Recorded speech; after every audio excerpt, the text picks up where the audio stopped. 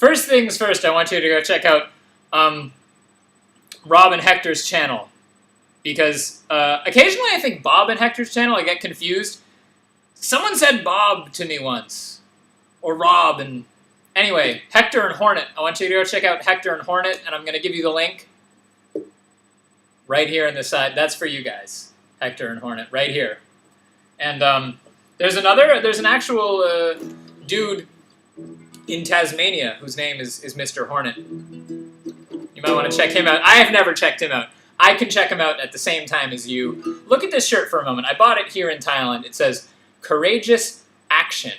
And it's got a little lifeguard symbol right here. Well, it's not real. It's a made-up lifeguard symbol. It says lifeguard. It says, nature is their enemy.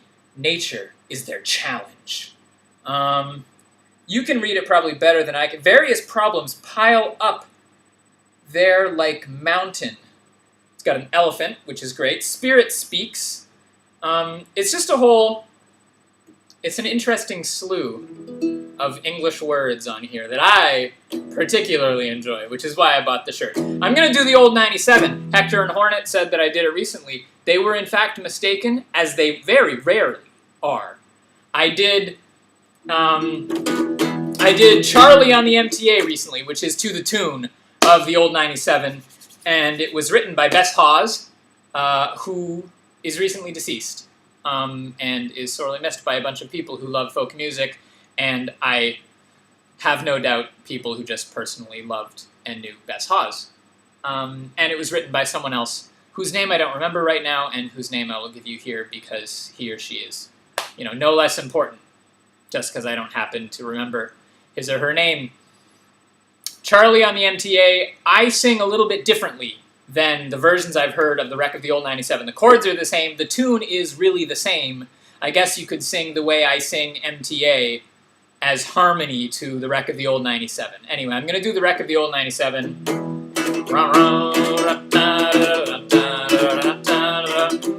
going to do it in C.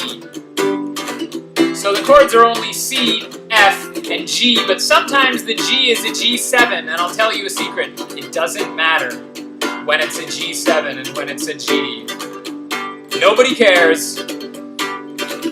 So like this. Ba-ba. On one cloudless morning, I stood on the mountain, just watching the smoke from below. It was coming from a tall, slim smokestack way down on the Southern Railroad.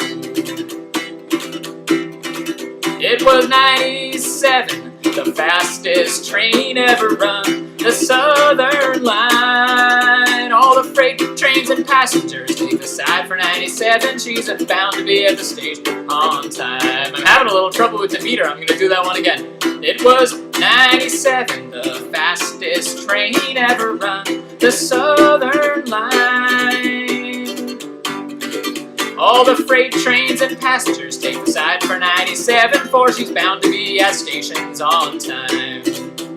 They gave him his orders at Monroe, Virginia, saying, Stevie, you're way behind time. This is not 38, but it's old 97. You must put her into Spencer on time. I don't know what that means. It's not 38. It's old 97. I do not know, but I know there was a song in the 40s that made fun of Pete Seeger's ties to the Communist Party that said, this is not 38, this is 1947, we've got a new party line. About Pete Seeger. Anyway.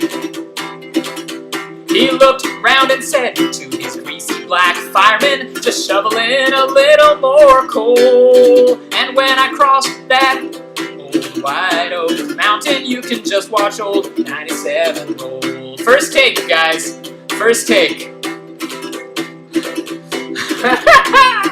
It's a mighty rough road from Lynchburg to Danville, and the line was a 3-mile grade. It was on that grade that he lost his air brakes, and you see what a jump that she made. He was going down the grade, making 90 miles an hour when his whistle began to scream. He was found in that wreck with his hand on the throttle. He was scalded to death by the steam. And did she ever pull in? No, she never pulled in. 45 he was due. 4 hours and hours has the switchman been waiting for the fast mail that never pulled through. Well, did she ever pull in? No, she never pulled in, and that poor boy must be dead.